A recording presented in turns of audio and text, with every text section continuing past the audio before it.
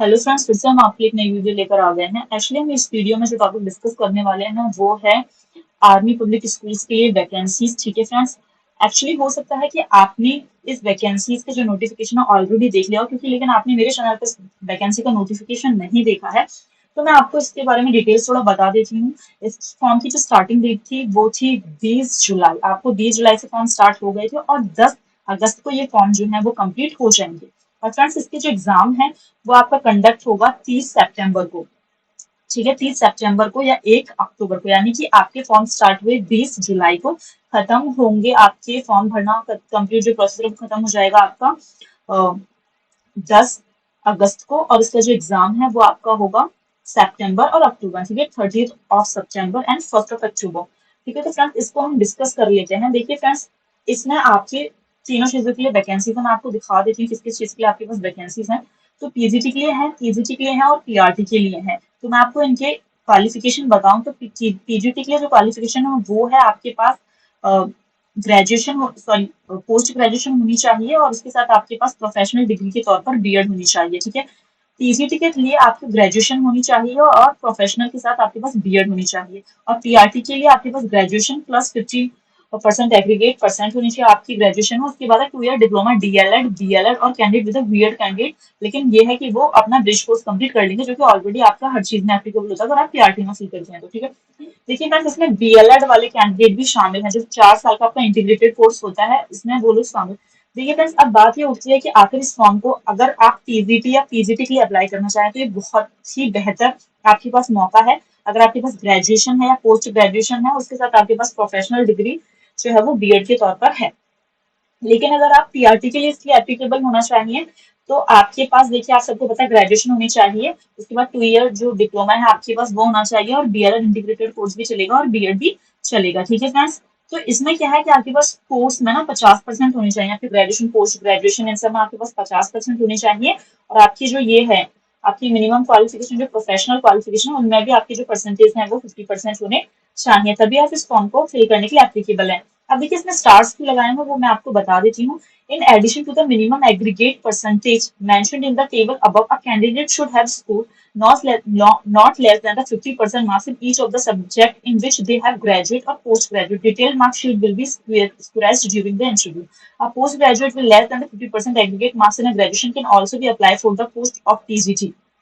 ठीक है, provided the candidate has a score in a minimum. देखो वो क्या बोल रहे हैं, वो सिर्फ साफ सीधी सी बात में ये बोल रहे हैं कि आपके पास ग्रेजुएशन में कंप्लीट ओवरऑल तो 50% होनी ही चाहिए। इनफैक्ट आपके पास जितने भी इसमें आपके पास सब्जेक्ट, उन सभी सब्जेक्ट्स में भी एटलीस्ट मिनिमम 50% होने चाहिए। ऐसा नहीं है कि आपके पास ओवरऑल 50% है लेकिन किसी सब्जेक्ट में लेस देन 50 है आपकी। ठीक है, पहली बात। देखिए फ्रेंड्स, मैं आपको, अब आप सोच रहे होंगे कि यहाँ इतना भयंकर एमपी का मुद्दा चल रहा है, उसके बीच में मैं आपको ये आर्मी स्कूल का जो है वो क्यों दिखा रही हूँ। देखिए इसके पीछे एक रीजन है।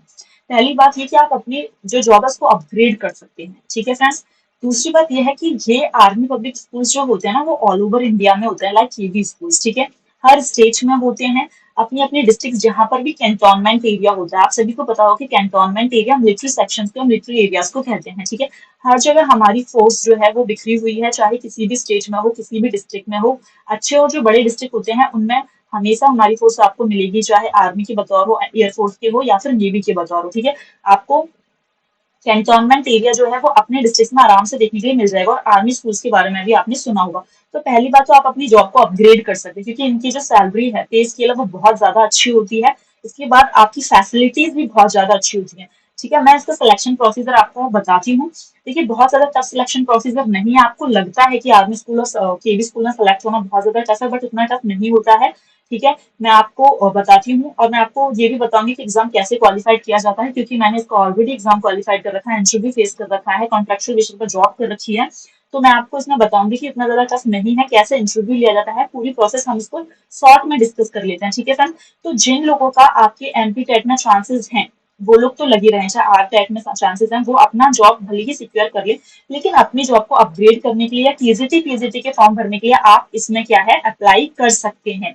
ओके फ्रेंड्स, तो हम इसका सिलेक्शन प्रोसीजर को थोड़ा डिस्क्राइब कर लेते हैं।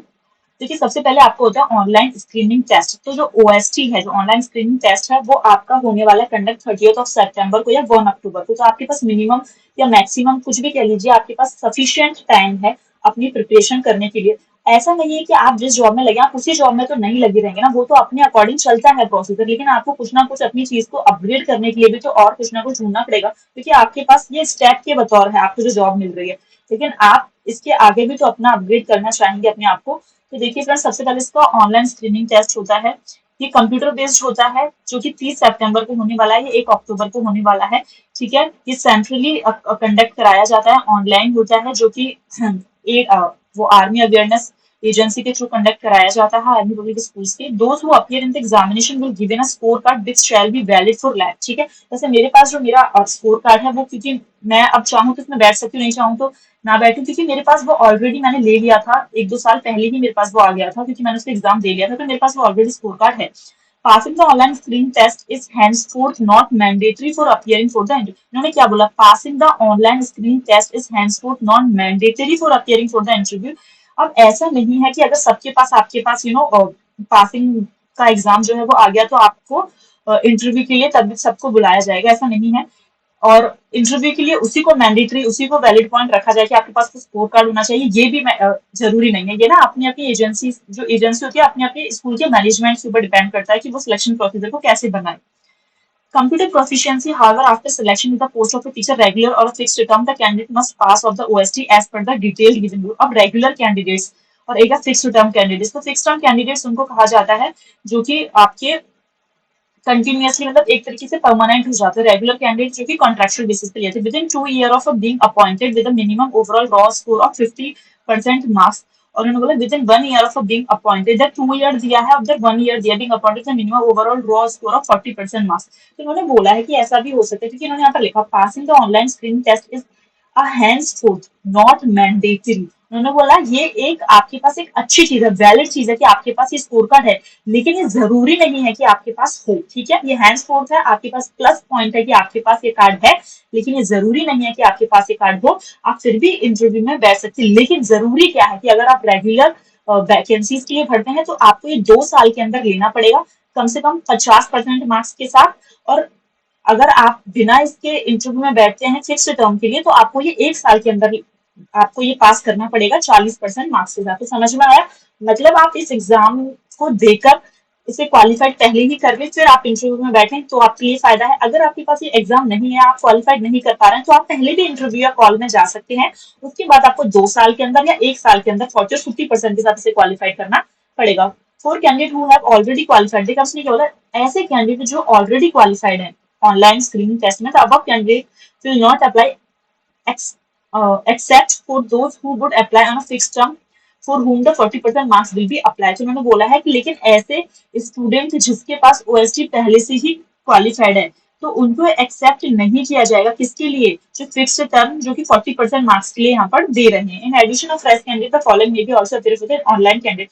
अब देखिए, जिन्होंने पहले भी कर लिया है एग्जाम, पहले आपने क्वालिफाइड करके अपने पास रख लिया है, तो और कौन कौन से कैंडिडेट्स हैं उसमें बैठ सकते हैं? ऐसे स्टूडेंट जिनको अपने स्कोर्स जो है इंप्रूव करने हैं, ठीक है, या फिर ऐसे स्टूडेंट जिनको आपके पास पीआरटी का सर्टिफिकेट है लेकिन आप टीजीटी या पीजीटी का सर्टिफिकेट लेना चाहते हैं। ठीक है, तो कौन कौन बैठ सकता है? अगर आपके पास एक भी सर्टिफिकेट नहीं है तो आप बैठ सकते हैं। दूसरा, अगर आपके पास ऑलरेडी एक एग्जाम क्वालिफाइड और आप बैठना चाहते हैं तो आप अपने मार्क्स को इंक्रीज करने के लिए बैठ सकते हैं।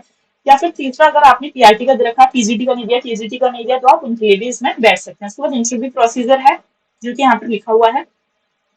फिर आपके लिए कॉल आता है कि हाँ आपका सिलेक्शन हो गया, ये लोग अपनी वेबसाइट पर डाल देते हैं, फिर आप लोग की जो ज्वाइनिंग हो जाती है वो स्टार्ट हो जाती है। देखिए फ्रेंड्स, मैं अपना एक्सपीरियंस अगर इसका आपके साथ शेयर करूँ तो एक्चुअली ये जो एग्जाम हुआ था इसमें मैं बैठी थी और मेरे को इसमें मैं इसमें क्वालिफाइड हो गई थी। फिर क्या हुआ था कि मेरे अपनी ही डिस्ट्रिक्ट में ना वैकेंसीज निकली थी, मेरे डिस्ट्रिक्ट में आर्मी स्कूल्स हैं तो उनमें वैकेंसीज निकली थी, तो वो अखबार में ही निकली थी एक्चुअली वो वैकेंसीज।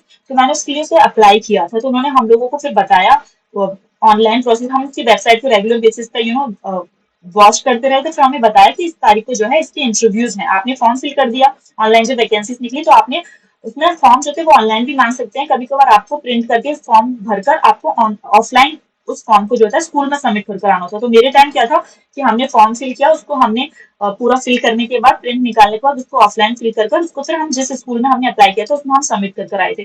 फिर कुछ दिनों बाद क्या होता है कि आपको इंटरव्यू के लिए मैसेज आ जाता है कि आपका इस तारीख को इंटरव्यू है। फिर आप इंटरव्यू के लिए जाते हैं स्कूल में। उसके बाद हमारा हुआ था सीबीटी टेस्ट, यानी कि कंप्यूटर बेस्ड टेस्ट। उस कंप्यूटर बेस्ड टेस्ट में बहुत टफ नहीं था। देखिए जो सब्जेक्ट वाले टेस्ट होते हैं उनके लिए ये लोग ऐसे वैसे लेते हैं जिनका सब्जेक्ट्स का नहीं होता। जैसे टीजीटी पीजीटी तो पर्टिकुलर सब्जेक्ट हो जाते हैं, जो पीआरटी होते हैं उनके लिए क्या होता है, ये लोग कुछ चीजें आपसे वहां पर प्रिपेयर करवाएंगे। जैसे कि आपसे उस टाइम मेरे से प्रिपेयर करवाया था इन लोगों ने कि आप लोग कैसे किसी बच्चे का मार्क्स के लिए कोई कॉलम एक्सेल सीट के लिए प्रिपेयर करवाने के लिए बोला था, कुछ पावर पॉइंट पर उन्होंने कुछ चीज बनवाने के लिए बोला था। तो दो तीन वो आपको एक पेपर पे एक टॉपिक्स दे देते हैं, 6-7 टॉपिक्स। उसमें से आपको जितने टॉपिक्स आप जल्दी से जल्दी टाइम, एक मिनिमम टाइम वो आपको देते हैं, तो आपको उस टाइम में उसको कंप्लीट करके बनाना होता है। फिर वो आप सबमिट कर देते हैं, फिर आप लोग बाहर आ जाते हैं। तो उसका रिजल्ट वो जब तक अनाउंस नहीं करते हैं वो अपने पास ही रखते हैं। उसके बाद फिर आपका इंटरव्यू होता है। जब आपने सीबीटी टेस्ट दे लिया, आपको जो वो पेपर पे कुछ क्वेश्चन लिख कर देते हैं, जो कि आपको online Excel, PowerPoint, Microsoft इन सब पर बनाकर दिखाना होता है और उसको सबमिट कर देना होता है। वो आपकी सारी चीज को, डाटा को सबमिट कर लेते हैं। फिर आप लोग अपनी अपनी जगह जाकर बैठ जाते हैं। फिर आपका क्या होता है, इंटरव्यू के लिए आपको बुलाना होता है। जो इंटरव्यू होता है फ्रेंड्स, क्योंकि आपको पता है ये आर्मी स्कूल्स है, तो यहाँ पर जितने भी इंटरव्यूअर्स होते हैं वो आर्मी रिलेटेड ऑफिसर्स होते हैं। लाइक वहाँ पर कैप्टन बैठे होते हैं, लेफ्टिनेंट बैठे होते हैं, आर्मी स्कूल्स के मैनेजमेंट के जो हेड होते हैं वो बैठे होते हैं, वहाँ की प्रिंसिपल जो होती है वो बैठी हुई होती है। तो वहां पर आपका पूरा एक, जैसे कि आपने कभी किसी भी डिफेंस का कोई एग्जाम दिया हो तो आपने एसएसबी देखा होगा, अगर आप लोगों ने फाइट किया हो, सर्विस सिलेक्शन जो बोर्ड जो होता है उसके इंटरव्यू आपने फाइट किया हो कभी, ठीक है। क्योंकि मैंने एसएसबी भी फाइट किए हुए हैं, 4 एसएसबी मैंने फाइट किए हुए हैं, क्या कहते हैं, एयरफोर्स के और आर्मी के।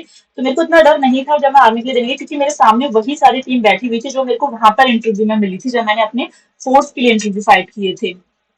ठीक है फ्रेंड्स, तो उतना टफ नहीं होता है, आपको थोड़ा सा वो है। उसके बाद आप अपना इंटरव्यू देकर आ जाएंगे। उसके बाद क्या होता है कि वो आपको थैंक यू बोलकर आपको जाने के कह देते हैं। आपकी जो फोटो कॉपीज होती है डॉक्यूमेंट को उन्हें सबमिट कर देते हैं। फिर आपके पास मैसेज के थ्रू आपको इन्फॉर्म किया जाता है, या वो अपनी वेबसाइट पर आपको इन्फॉर्म कर देते हैं कि आपका सिलेक्शन हो गया और आप आकर इतने टाइम के लिए हमारी, अगर आप कॉन्ट्रेक्चुअल बेसिस पे हैं तो आप 2 साल के लिए हमारी सर्विस को ज्वाइन कर सकते हैं। अगर आप रेगुलर बेसिस पे हैं तो वो रेगुलर बेसिस पे आपको बता देते हैं सिलेक्ट।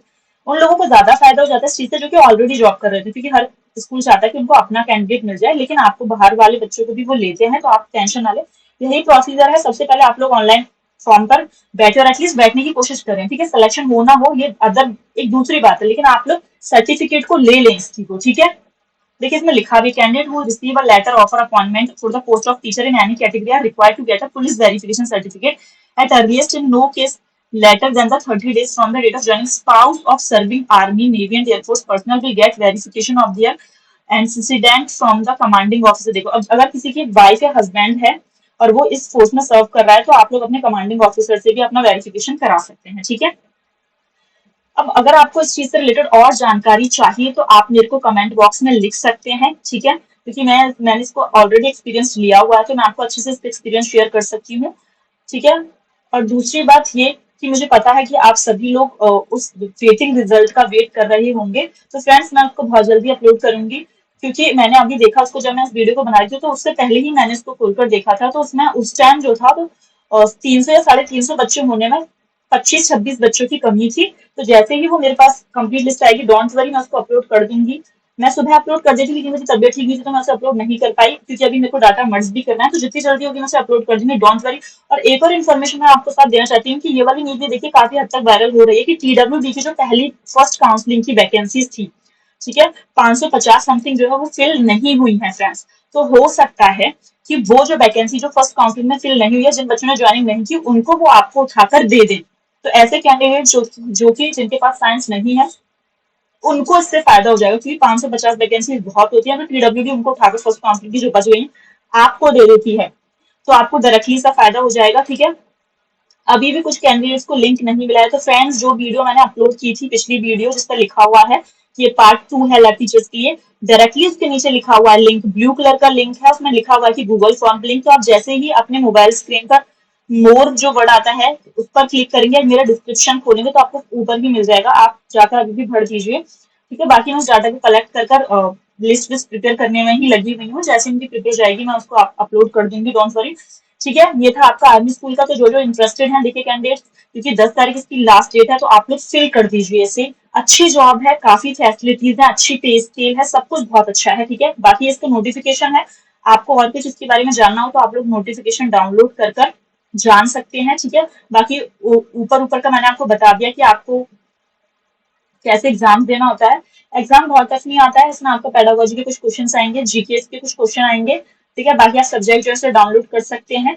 मैंने इसका एग्जाम दिया है, आप कितनी बार भी आप इसका एग्जाम दे सकते हैं। अगर आपने पहले भी दे रखा है तो आप अपने मार्क्स इंप्रूव करने के लिए, देखिए इसमें लिखा भी हुआ है, ये लिखा हुआ है सारा, ठीक है। आपके एग्जाम का लिखा हुआ क्वेश्चन पेपर जो इसके 200 मार्क्स का होता है, 200 क्वेश्चन होते हैं। ईच करेक्ट आंसर के लिए आपको 1 मार्क्स मिलता है, 200 मार्क्स का हो गया। और नेगेटिव मार्क्स होते हैं फिर 1/4 की, ठीक है। तो यानी कि आपको कम से कम 100 मार्क्स, मिनिमम क्वालिफिकेशन क्या है आपकी, कम से कम 100 मार्क्स आपको गेन करने, 50% परसेंटेज जो है आपको गेन करनी है। इसमें एमसीक्यू टाइप का आता है पूरा फॉर्मेट, ठीक है। इसका सिलेबस आप डाउनलोड कर सकते हैं, आपको मिल जाएगा।